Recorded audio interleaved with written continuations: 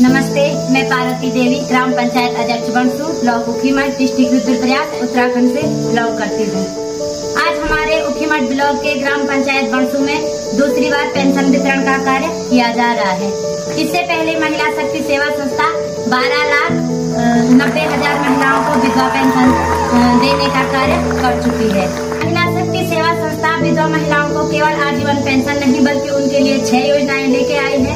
जिन विधवा माताओं के पास आवास नहीं है उनके लिए आवास की व्यवस्था, उनका बिजली बिल फ्री, उनका पानी बिल फ्री, उनके बच्चों के लिए 22 साल तक की शिक्षा फ्री और उनको बस और ट्रेन की सुविधाएं फ्री दी जाए।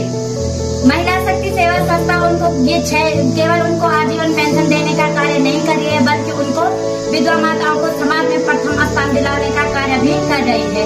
आज तक विधवा माताओं को कोई नहीं पूछता था, जहाँ पे भी जाते थे उनको अपशकुनी माना जाता था। अब सबसे पहले इस समाज में उनको प्रथम स्थान दिलाया जाए, इसीलिए उनको महिला